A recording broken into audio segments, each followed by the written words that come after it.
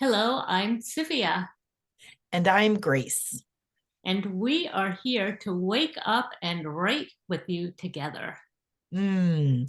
We love to talk about dreams, about writing, about the writing habits. What is our topic for the day, Sylvia?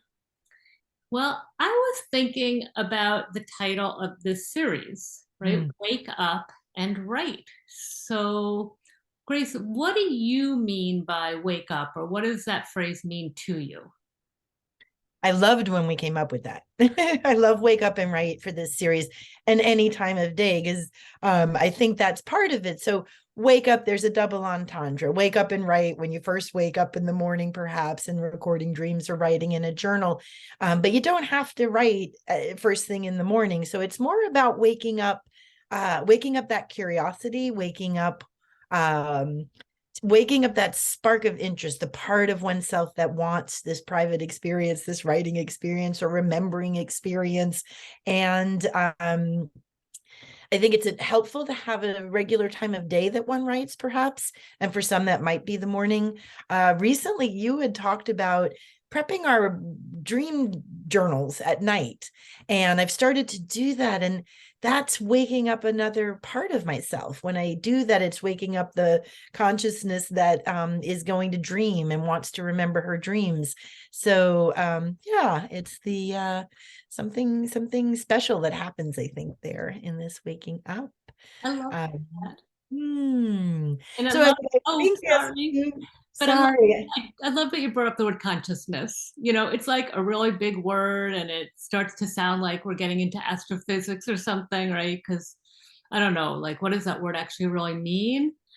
But that's so much of what both of us are all about, isn't it? It's like becoming conscious, Hmm. like not just living the life, but noticing the life that we're living, like waking up within it.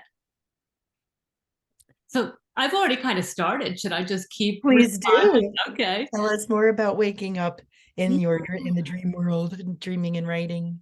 Yeah, because it's so interesting. Like waking up and dreaming, it sounds like opposites. We keep coming around to this place again of these contrasts or paradoxes, but um, it is really possible to wake up through dreaming and, of course, writing too. So I'll focus on the dreaming for just a minute because that contradiction sort of gets baked into sort of the sort of spiritual or mystical thoughts about dreams.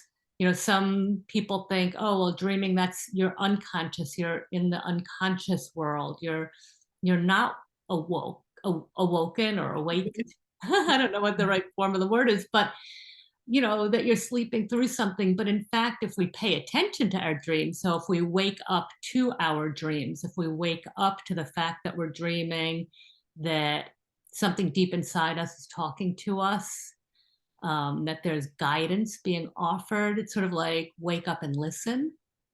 Mm. So maybe that's what I'll focus on today is this idea of waking up to listen to what's going on inside of us, maybe the emotions or the thoughts that we didn't have time for or that we rejected for some reason during the day. And maybe it's about listening to those now. And then when we write the dream, we listen again. We listen to ourselves. And when we write in our journals, we listen again. And I think that helps us wake up to the fact, A, that we're alive, like that we're having this unique experience on a planet in a body. Like that's pretty cool. But just then also to wake up in little ways, you know, wake up to what kind of day is it today? What am I feeling? What is my experience? So that's what I'm thinking. I love how articulate you are about that and thinking differently about how we relate to our dreams. And I also want to say that for a young person coming into a writing practice or a writing habit, I don't think, again, like the ideals maybe aren't as lofty as some of what we're discussing, as much as just realizing that that one can have more control, perhaps. Like we have the sense when we're young of life sort of happening at us or to us. And so as we awaken to our sense of choice, And I think the choice to write and to take private time for oneself is an important choice. And so that sort of came up when I was listening to you. Oh, I love that. And it makes me think about, how you are giving young people access to their voice, right? And that this is waking up is a habit that we start when we start it. And once we start it, we keep doing it over and over. And you mentioned you don't have to wake up and write first thing in the morning, although that's can be a very rich time for a lot of people. You can wake up any time of day to write. You can wake up any time of day to remember, right, who I am, where, what I want for this particular day, what I want to notice. So I'm thinking maybe we can invite people to do that.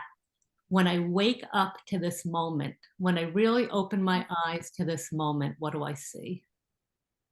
I like that. And perhaps if for people who might want a tangible expression of that, I think had shared this. I've heard this other prompt before where you can literally 5 things that I can see right now, 4 things that I can hear right now, 3 things that I can feel, 2 that I can smell, 1 that I taste. You can play on 2 there, but that's a really great way to wake up to your senses and your body experience at the I love moment. that. So waking up to the five senses.